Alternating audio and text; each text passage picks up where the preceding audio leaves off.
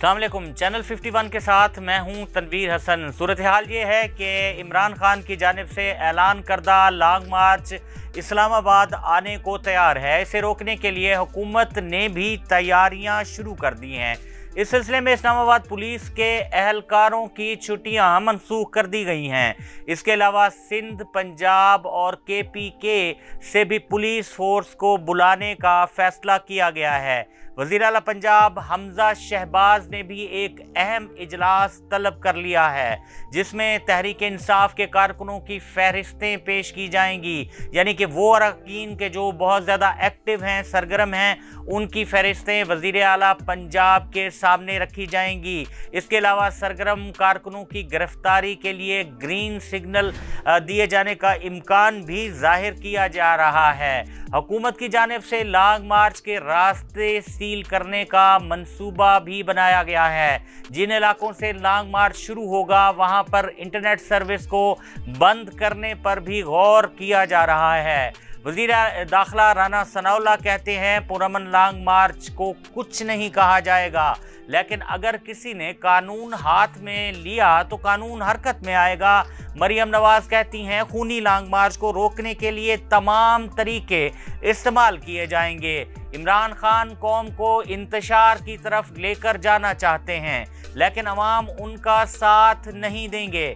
वज़ीर आज़म शहबाज शरीफ कहते हैं कि अवाम इमरान खान का गरेबान पकड़ेंगे। शाह महमूद कुरैशी कहते हैं, अगर इस्लामाबाद को बंद करने की कोशिश की गई तो पूरा पाकिस्तान इस्लामाबाद बन जाएगा। हमारा मुतालबा सिर्फ इतना है कि पाकिस्तान बचाओ और फौरी इलेक्शन कराओ। अगर इस तरह की सूरत हाल रही तो लग ऐसे रहा है कि हालात कहीं कशीदगी की तरफ न चले जाएं, क्योंकि हुकूमत हर हाल में लॉन्ग मार्च को रोकना चाहती है, जबकि दूसरी जानिब इमरान खान और उनके वर्कर्स भी पुरजोश हैं और वो हर सूरत में लॉन्ग मार्च को कामयाब कराना चाहते हैं। ये लॉन्ग मार्च अगर कामयाब हो जाता है तो ये इमरान खान के बयान ये कि मुल्क पर इम्पोर्टेड हुकूमत मुसल्लत है और रिजीम चेंज अमरीका के कहने पर की गई की जीत हो जाएगी, जबकि दूसरी जानिब सियासी महाज पर इस शिकस्त के लिए हुकूमत तैयार नहीं है, क्योंकि हुकूमत एक तरफ माशी बहरान की दलदल में बुरी तरह से धंस चुकी है। डॉलर बेकाबू होकर डबल सेंचुरी करते हुए रोज ऊपर से ऊपर की उड़ान भरे जा रहा है। IMF से अगर किस्त जारी ना हुई तो हुकूमत के लिए और ज्यादा मसाइल पैदा हो सकते हैं, और ये भी हो सकता है कि हुकूमत अपना वजूद बरकरार ही ना रख सके। इस सूरत हाल में लॉन्ग मार्च जो है उसकी कामयाबी हुकूमत के लिए बहुत बड़ा धचका साबित हो सकती है। लिहाजा अगर दोनों जानिब से देखा जाए तो दर्जा हरारत अपनी इंतहाओं को छू रहा है। ऐसे में हम ये कहेंगे कि पाकिस्तान की बेहतरी को दोनों फरीकों को मद्दे नज़र रखकर फैसले दानिशमंदी से करने चाहिए। कोई उजलत में ऐसा फैसला ना कर दिया जाए जिससे मुल्क के हालात खुद सियासतदानों के हाथों से भी निकल जाएं और पछतावे के सिवा कुछ बाकी ना रहे। ये बात अगर देखी जाए तो इसमें भी सदाकत है कि इमरान खान के दौर में 5 लॉन्ग मार्च हुए, लेकिन इमरान खान की हुकूमत ने उन लॉन्ग मार्च को इस तरह से नहीं रोका था और कोशिश की थी कि उनको सिक्योरिटी फराहम की जाए और उनको आने दिया जाए और उनको पुरअमन एहतजाज करने का जो हक आइन भी देता है, कानून भी देता है, वो उन्हें फराहम किया जाए। तो मौजूदा हुकूमत को भी चाहिए कि अगर इमरान खान लॉन्ग मार्च करना चाहते हैं और इस्लामाबाद आके श्रीनगर हाईवे पे बैठना चाहते हैं या वहाँ पर वो कुछ दिन क़याम करेंगे या मुतालबात हुकूमत के सामने रखना चाहते हैं, तो इसको थोड़ा सा दानिशमंदी से देखें और मामलात को उस सतह पर ले जाने की कोशिश ना करें कि जहां पर कुछ भी हो सकता है और कोई ऐसी सूरत हाल पैदा हो जाए कि जो मुल्क के लिए खास तौर पर मुफीद ना हो। अगर दूसरी जानिब बात की जाए तो वजीर खजाना मिफ्ता इस्माइल का कहना है कि वजीर आजम की हिदायत पर पेट्रोल की कीमत में इजाफा नहीं किया जा रहा। वफाकी वजीर खजाना मिफ्ता इस्माइल ने मीडिया से गुफ्तगू में कहा है कि वजीर आजम शहबाज शरीफ ने अवाम पर बोझ ना डालने की हिदायत की है, इसलिए पेट्रोल की कीमत में इजाफा नहीं करेंगे। साबिक वजीर खजाना शौकत तरीन ने IMF से जो मुआहदे किए, इसके तहत पेट्रोल की कीमत में 150 रुपए बढ़ाने पड़ेंगे। स्टेट बैंक को शरह सूद में इजाफा करना पड़ सकता है।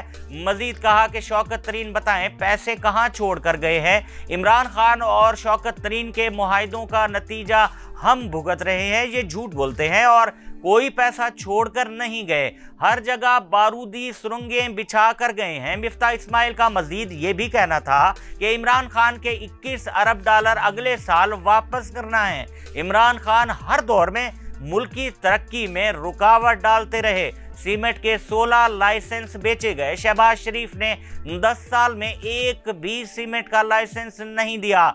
लाइसेंस उनको दिया गया जिनका इससे कोई ताल्लुक नहीं था।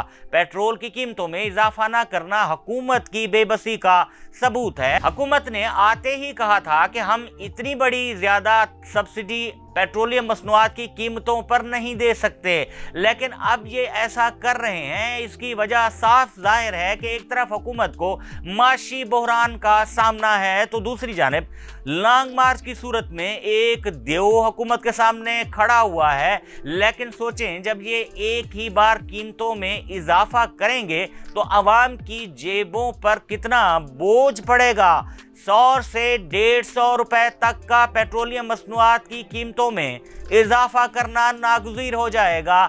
क्या इतना ज़्यादा इजाफा करने से महंगाई का एक भौचाल नहीं आ जाएगा? क्या आवाम जो पहले ही महंगाई की चक्की में पिस चुके हैं, रोटी तो क्या एक निवाले को भी हासिल कर पाएंगे? डंग टपाऊ पॉलिसियों ने मुल्क का बेड़ा गर्क कर दिया है। कब तक ऐसे मुल्क चलेगा? इस तरह से मुल्क नहीं चला करते। वक्त आ गया है कि तवील उल मियाद पॉलिसियां तैयार की जाएं और IMF से जान भी छुड़ाई जाए। इसी में पाकिस्तान और पाकिस्तान की मईशत की बेहतरी है। इसी के साथ ही नाजरीन, आज के व्लॉग से अपने मेज़बान तनवीर हसन को इजाज़त दीजिए और आखिर में आपसे वही गुजारिश कि हमारी वीडियोस को ज़्यादा से ज़्यादा अपने दोस्तों में शेयर किया करें, लाइक किया करें और हमारे चैनल को सब्सक्राइब लाजमी कर दें। अल्लाह हाफिज़।